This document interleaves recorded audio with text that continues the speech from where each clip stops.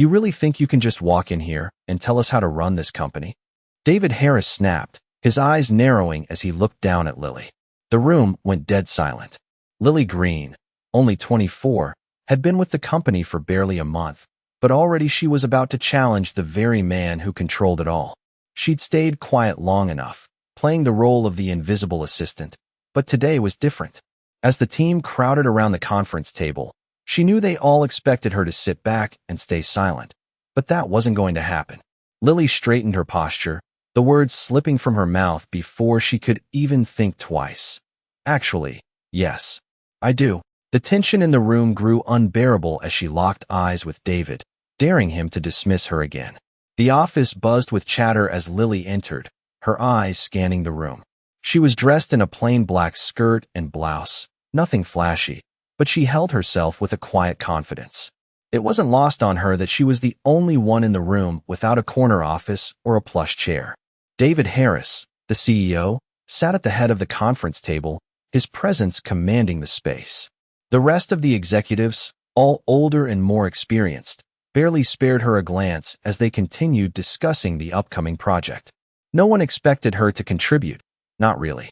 She was just the assistant, the girl who got coffee and filed papers, not someone with real authority. Yet, Lily knew this was her moment.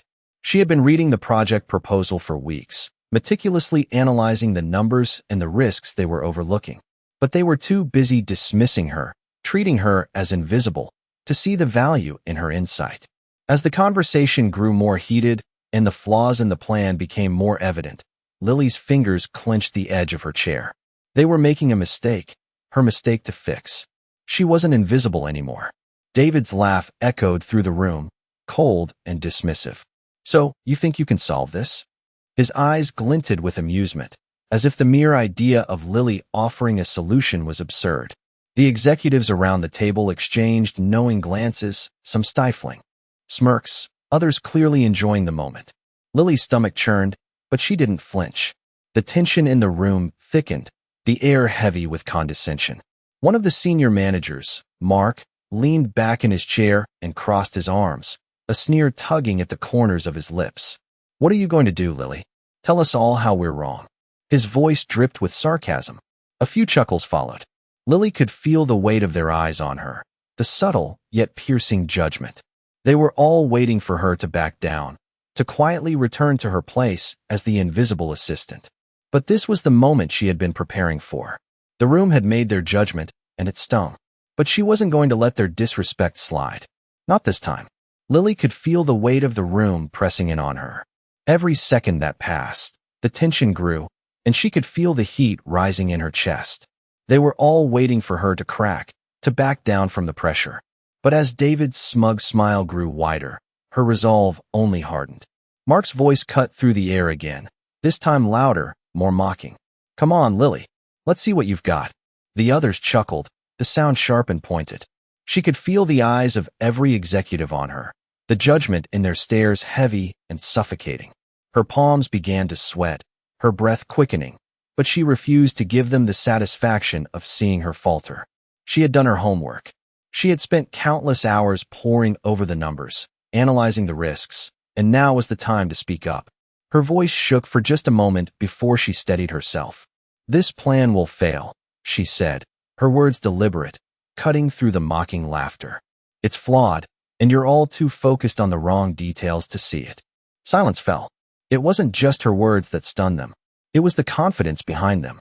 David's eyes narrowed, his smile faltering as Lily continued to explain the flaws in the plan, her voice growing stronger with each word. She wasn't going to back down. Not now. David's fingers hovered over the edge of the conference table, his eyes fixed on Lily, narrowing with suspicion. The room was silent, the weight of his gaze pressing down on her. He opened his mouth to speak, but something in Lily's unwavering stare made him pause. Are you sure you want to do that? Mark's voice broke the tension, his words dripping with doubt. David's gaze shifted, uncertainty flickering across his face for just a moment. He glanced at the proposal in front of him, then back at Lily. For the first time, there was a brief hesitation, a crack in his confident exterior. The executives around the table shifted uncomfortably, as if waiting for something to give. Lily stood her ground, her heart pounding, but her expression unreadable. She wasn't backing down now. Lily's voice rang out, steady and clear, as she pointed to the financial chart in front of them.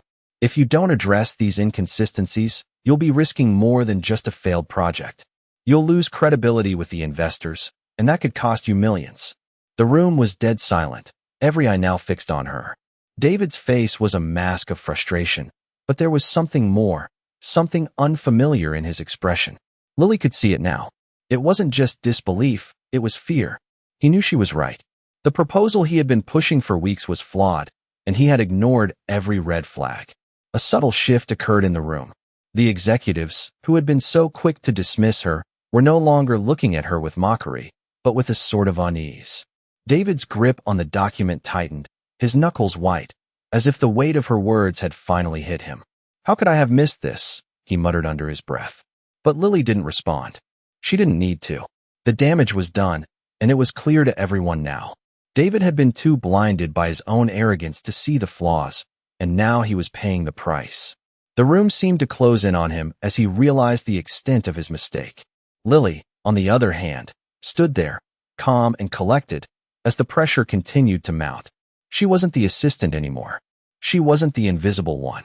David's hands trembled as he picked up the document, his eyes scanning the pages with a growing sense of dread.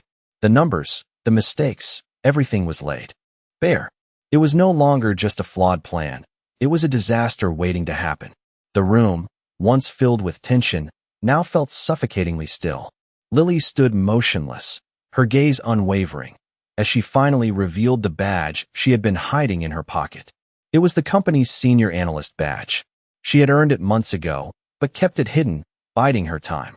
David's eyes widened as he saw the emblem gleaming in her hand, a symbol of authority she had never once used. "I may be the assistant, but I'm also the one who fixed your mess," she said, her voice calm, but her words carrying the weight of 1,000 unspoken truths. David looked around the room, his face flush with realization.